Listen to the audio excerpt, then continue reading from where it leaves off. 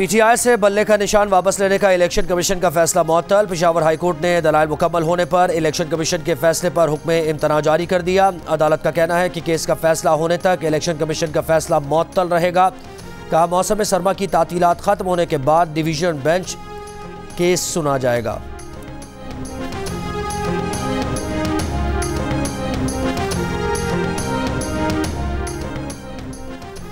Election commission ने मुनसिफ की तरह नहीं मुखालिफ की तरह फैसला किया था। अदालत ने पीटीआई का इंतखाबी निशान बल्ला बहाल कर दिया। इलेक्शन कमीशन को हुक्म दिया गया कि वेबसाइट पर पीटीआई का सर्टिफिकेट अपलोड करें।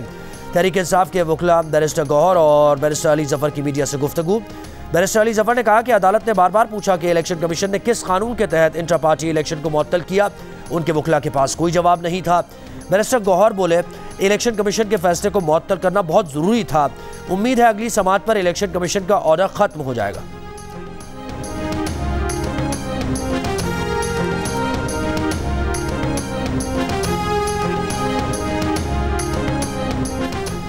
बानी पीटीआई को अदालत और इलेक्शन कमीशन इजाज़त दे तो हम उनको खुशामदीद कहते हैं। रहनुमा पाकिस्तान पीपल्स पार्टी फैसल करीम कुंडी की जियो न्यूज़ से गुफ्तगू।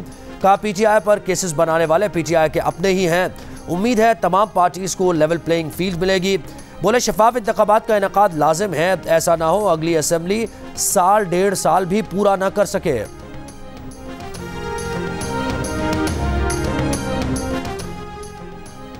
दो तिहाई अक्सरियत से इलेक्शन जीतने की बात नहीं करते, लेकिन कौमी असेंबली में वाज़ेह अक्सरियत ज़रूर लेंगे। लीगी रहनुमा ख्वाजा आसिफ की लाहौर में मीडिया से गुफ्तगू।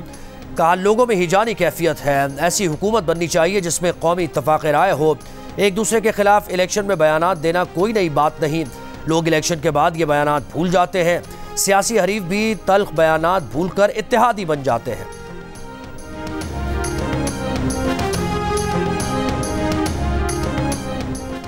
पीटीआई रहनुमा बैरिस्टर गौहर और शेर अफजल मरवत ने परवेज खटक को बल्ले की पेशकश को साजिश करार दे दिया। बैरिस्टर गौहर ने सवाल किया, क्यों पीटीआई से बल्ले का निशान वापस लिया गया?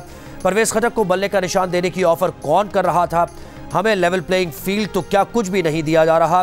पीटीआई के सीनियर नायब सदर शेर अफजल मरवत ने कहा, परवेज खटक के बयान से उनकी और इलेक्शन कमीशन के ताने बाने मिलते हैं। बैट का निशान सिर्फ इलेक्शन कमीशन ही ऑफर कर सकता है। इलेक्शन कमीशन ने गुज़श्ता रोज़ परवेज खटक का बयान मुस्तरद करते हुए कहा था कि परवेज खटक समेत किसी को भी बल्ले की पेशकश नहीं की।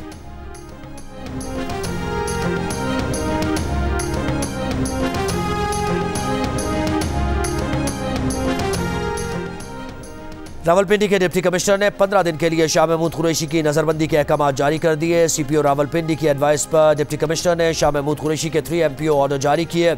हुक्म में कहा गया कि शाह महमूद कुरैशी 9 मई के मुकदमात में नामजद हैं, उनसे तफ्तीश दरकार है। सुप्रीम कोर्ट से साइफर केस में जमानत मंजूर होने के बाद शाह महमूद की रिहाई के लिए उनके वकील जमानती मचल के लेकर अडियाला जेल पहुंचे थे।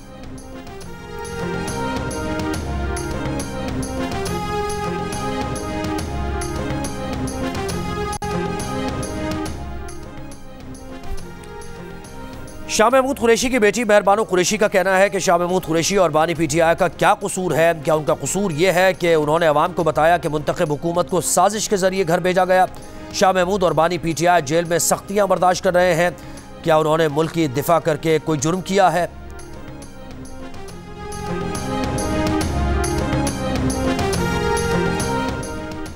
नून लीग के सदर शहबाज शरीफ कहते हैं कि केपी में 8-10 सालों में तरक्की के झूठे दावे किए गए। अगर खैबर पख्तूनख्वा में नून लीग की हुकूमत होती तो ऑरेंज लाइन की तरह BRT की वक्त पर तकमील होती।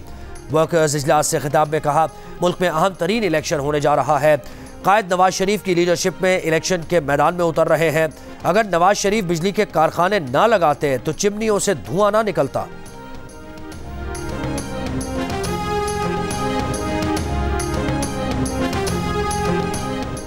पीटीआई की लेवल प्लेइंग फील्ड फराहम करने के सुप्रीम कोर्ट के फैसले पर अमल दरामद न होने की शिकायत। इलेक्शन कमीशन के खिलाफ तौहीन अदालत दरखास्त दायर कर दी। दरखास्त में कहा गया है कि सेक्रेटरी इलेक्शन कमीशन ने 22 दिसंबर के अदालती हुक्म के बावजूद शिकायत का अजाला नहीं किया। सुप्रीम कोर्ट के वाज़ेह अहकामात के बावजूद पीटीआई उम्मीदवारों को हिरासा और गिरफ्तार किया गया। IG पंजाब पीटीआई के खिलाफ होने वाली कार्रवाइयों के मास्टरमाइंड हैं। अदालती हुक्म अदूली करने वालों के खिलाफ सख्त कार्रवाई की जाए। पीटीआई उम्मीदवारों को रैलीज और जलसों की इजाज़त दी जाए।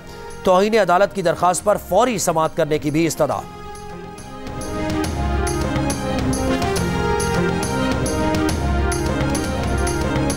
बलोच यकजहती कमेटी ने इल्ज़ाम आयद किया है कि इस्लामाबाद में नामालूम मुसल्लह अफराद साउंड सिस्टम और बैनर उठाकर ले गए। 100 से ज़ायद मुजाहिरीन अब तक पुलिस हिरासत में हैं। इस्लामाबाद पुलिस का कहना है कि मुज़ाकराती कमेटी और अदालती अहकाम के बाद 290 मुजाहिरीन को रिहा किया जा चुका है।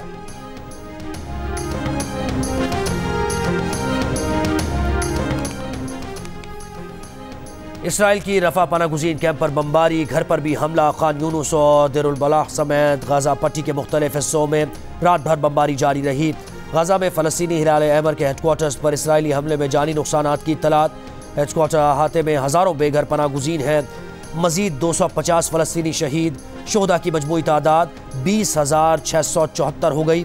शिमाली गजा में अस्पतालों के अहाते कब्रों से भर गए। और पाकिस्तान स्टॉक एक्सचेंज में कारोबार के दौरान मंदी का रुझान। 100 इंडेक्स में 2500 से ज़ायद पॉइंट्स की कमी।